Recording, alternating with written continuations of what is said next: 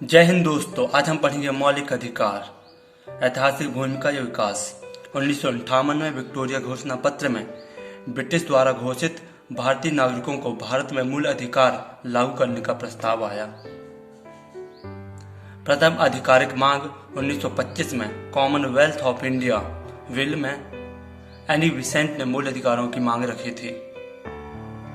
1928 में नेहरू रिपोर्ट में 19 मूल अधिकारों का वर्णन किया गया था, जिनमें से 10 मूल अधिकारों को भारतीय संविधान में शामिल कर लिया गया।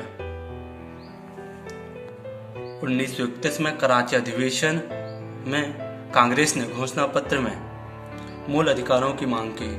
मूल अधिकारों का प्रारूप जवाहरलाल नेहरू जी ने तैयार किया था। संविधान में भाग 3 को भारत का अधिकार पत्र कहा जाता है। इसे मौलिक अधिकारों का जन्मदाता भी कहा जाता है। इसे संयुक्त राज्य अमेरिका के संविधान में लिया गया है। इसका वर्णन संविधान में भाग 3 अनुच्छेद 12 से 35 तक मिलता है। इसमें संशोधन हो सकता है। राष्ट्रीयपात के दौरान जीवन और व्यक्तिगत स्वतंत्रता के अधिकार को छोड़कर अन्य मूल अधिकारों को स्थगित किया जा सकता है।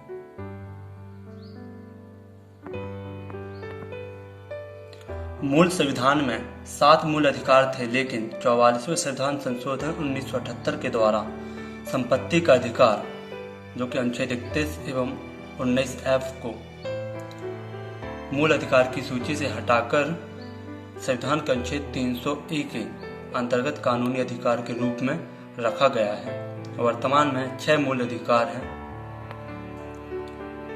6 मूल अधिकारों का विवरण: समानता का अधिकार, स्वतंत्रता का अधिकार, शोषण के विरुद्ध अधिकार, धार्मिक स्वतंत्रता का अधिकार, संस्कृति और शिक्षा संबंधी अधिकार, संवैधानिक उपचारों का अधिकार। अब हम इनको एक एक से पढ़ेंगे। पहला समानता का अधिकार, जो कि अनुच्छेद 14 से 18 तक है। अनुच्छेद 14 विधि के समक्ष समता, अर्थात इसका अर्थ यह है कि राज्य सभी व्यक्तियों के लिए एक समान कानून बनाएगा तथा उन सब पर एक समान लागू करेगा, अनुच्छेद 14 कहता है। अनुच्छेद 15 धर्म, नस्ल, जाति, लिंग या जन्म स्थान के आधार पर भेदभाव निषेध, अर्थात राज्य के द्वारा धर्म, मूल वंश, जाति, लिंग एवं जन्म स्थान आदि के आधार पर नागरिकों के प्रति जीवन के किसी भी क्षेत्र में भेदभाव नहीं किया जाएगा, अनुच्छेद 15 कहता है। अनुच्छेद 16 लोक नियोजन के विषय में अवसर की समता, राज्य के अधीन किसी पद पर नियोजन या नियुक्ति से संबंधित किसी विषयों में सभी नागरिकों के लिए अवसर की समानता होगी। अपवाद हैं अनुसूचित जाति, अनुसूचित जनजाति एवं पिछड़ा वर्ग, यह अनुच्छेद 16 कहता है। अनुच्छेद 17 अस्पृश्यता का अंत, अर्थात अस्पृश्यता के उन्मूलन के लिए इसे दंडनीय अपराध घोषित किया गया है। किसी भी प्रकार की कोई अस्पृश्यता नहीं की जाएगी। अनुच्छेद 18 उपाधियों का अंत, सेना या विधा संबंधी सम्मान के लिए कोई भी उपाधि राज्य द्वारा प्रदान नहीं की जाएगी। भारत का कोई नागरिक किसी अन्य देश से बिना राष्ट्रपति की आज्ञा के कोई उपाधि स्वीकार नहीं कर सकता। भारत सरकार द्वारा भारत रत्न, पद्म विभूषण, पद्म भूषण, पद्म श्री एवं सेना द्वारा परमवीर चक्र, महावीर चक्र, वीर चक्र आदि पुरस्कार अनुच्छेद 18 के तहत ही दिए जाते हैं। नेक्स्ट, स्वतंत्रता का अधिकार, अनुच्छेद 19 से 22 तक। अनुच्छेद 19 स्वतंत्रता का अधिकार। अनुच्छेद 19 मूल संविधान में 7 तरह की स्वतंत्रता का उल्लेख था, परंतु अब सिर्फ 6 है। अनुच्छेद 19A बोलने की स्वतंत्रता, इसी में प्रेस की स्वतंत्रता का वर्णन है। अनुच्छेद 19B शांतिपूर्वक बिना हथियारों के एकत्र होने और सभा करने की स्वतंत्रता। और 19C संघ बनाने की स्वतंत्रता और 19D देश के किसी भी क्षेत्र में आवागमन की स्वतंत्रता और 19E देश के किसी भी क्षेत्र में निवास करने और बसने की स्वतंत्रता और 19G कोई भी व्यापार एवं आजीविका चलाने की स्वतंत्रता अनुच्छेद 19 में है। अनुच्छेद 20 अपराधों के लिए दोष सिद्धि के संबंध में संरक्षण अर्थात इसके तहत 3 प्रकार की स्वतंत्रता का वर्णन है। पहला, किसी भी व्यक्ति को एक अपराध के लिए सिर्फ एक बार सजा मिलेगी। दूसरा, अपराध करने के समय जो कानून है उसी के तहत सजा मिलेगी, ना कि पहले और बाद में बनने वाले कानून के तहत। तीसरा, किसी भी व्यक्ति को स्वयं के विरुद्ध न्यायालय में गवाही देने के लिए बाध्य नहीं किया जाएगा, अनुच्छेद 20 के तहत। अनुच्छेद 21 प्राण एवं दैहिक स्वतंत्रता का संरक्षण। प्राण एवं दैहिक स्वतंत्रता का अधिकार अनुच्छेद 21 के अनुसार किसी भी व्यक्ति को उसके प्राणों के अधिकारों से बिना किसी संवैधानिक विधि से वंचित नहीं किया जा सकता। अनुच्छेद 21 मरने के अधिकार को अपने में शामिल नहीं करता और आईपीसी की धारा 309 के अनुसार आत्महत्या एक जुर्म है। अनुच्छेद 21 का दूसरा भाग दैहिक स्वतंत्रता के उन सभी अधिकारों को धारण करता है जो कि मानव की गरिमा को प्रदर्शित करते हैं, जैसे विदेश घूमने का अधिकार, बिजली पाने का अधिकार, सोने का अधिकार, खाने का अधिकार, निःशुल्क विधिक सहायता पाने का अधिकार, त्वरित कार्यवाही का अधिकार। अब अनुच्छेद 21 का 86वें संविधान संशोधन 2002 में जोड़ा गया, जिसमें राज्य 6 से 14 वर्ष की आयु के समस्त बच्चों को ऐसे ढंग से जैसा कि राज्य विधि द्वारा अवधारित करे निःशुल्क तथा अनिवार्य शिक्षा उपलब्ध कराएगा, अनुच्छेद 21 का के तहत। अनुच्छेद 22 कुछ दशाओं में गिरफ्तारी और निरोध में संरक्षण।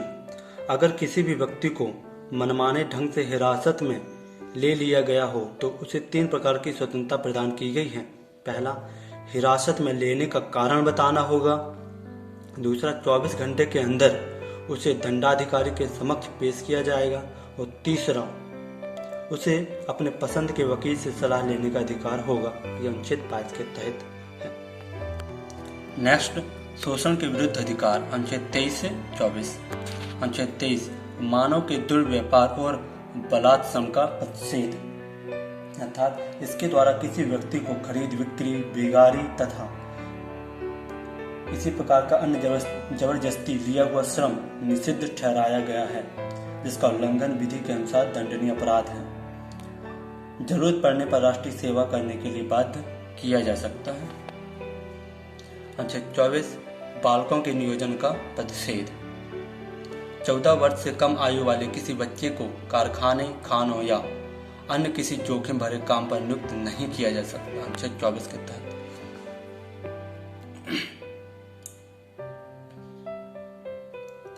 नेक्स्ट, धार्मिक स्वतंत्रता का अधिकार, अनुच्छेद 25 अंतःकरण और धर्म के अबाध रूप से मानने, आचरण और प्रचार करने की स्वतंत्रता, अर्थात कोई भी व्यक्ति किसी भी धर्म को मान सकता है और उसका प्रचार प्रसार कर सकता है।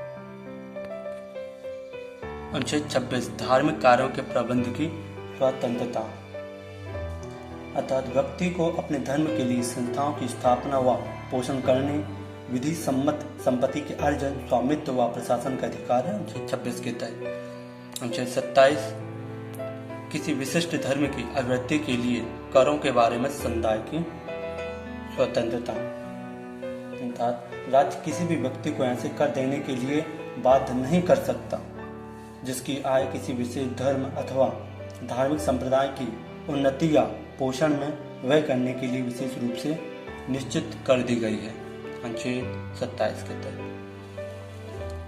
अनुच्छेद 28 ऐसे संस्थान जो कि राज्य सरकार द्वारा संचालित किए जा रहे हैं, उन संस्थाओं में किसी भी प्रकार की कोई धार्मिक शिक्षा प्रदान नहीं की जाएगी। नेक्स्ट, संस्कृति और शिक्षा संबंधी अधिकार, अनुच्छेद 19 और 30, अनुच्छेद 29 और 30 सॉरी। अनुच्छेद 29 अल्पसंख्यक वर्गों के हितों का संरक्षण, अर्थात कोई भी अल्पसंख्यक वर्ग अपनी भाषा, लिपि और संस्कृति को सुरक्षित रख सकता है और केवल भाषा, जाति, धर्म और संस्कृति के आधार पर उसे किसी भी सरकारी शैक्षिक संस्थान में प्रवेश से नहीं रोका जाएगा, अनुच्छेद 29 कहता है। अनुच्छेद 30 शिक्षा संबंधी शिक्षा संस्थाओं की स्थापना और प्रशासन करने का अल्पसंख्यक वर्गों का अधिकार। कोई भी अल्पसंख्यक वर्ग अपनी पसंद का शैक्षणिक संस्था चला सकता है और सरकार उसे अनुदान देने में किसी भी तरह की भेदभाव नहीं करेगी। नेक्स्ट है संवैधानिक उपचारों का अधिकार, अनुच्छेद 32। संवैधानिक उपचारों के अधिकार को डॉक्टर भीमराव अंबेडकर ने संविधान की आत्मा कहा है, अनुच्छेद 32। इसके अंतर्गत मौलिक अधिकारों को प्रवर्तित कराने के लिए समुचित कार्यवाहियों द्वारा उच्चतम न्यायालय में आवेदन का अधिकार प्रदान किया गया है। इस संदर्भ में सर्वोच्च न्यायालय को 5 तरह की रिट निकालने की शक्ति प्रदान की गई है: बंदी प्रत्यक्षीकरण, परमादेश, प्रतिषेध, उत्प्रेषण, अधिकार प्रक्षालेख।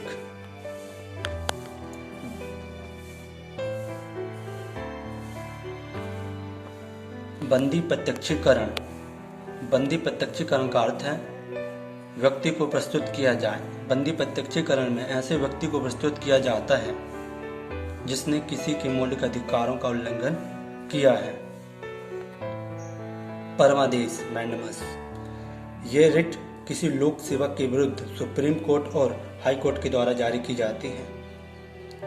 दुर्व्यवहार के लिए, नियमोल्लंघन के लिए और सभी रिटों में परमादेश को सबसे अधिक शक्तिशाली माना जाता है। परमादेश का मुख्य अर्थ यह होता है हम आदेश देते हैं। नेक्स्ट है प्रतिषेध, प्रोहिबिशन।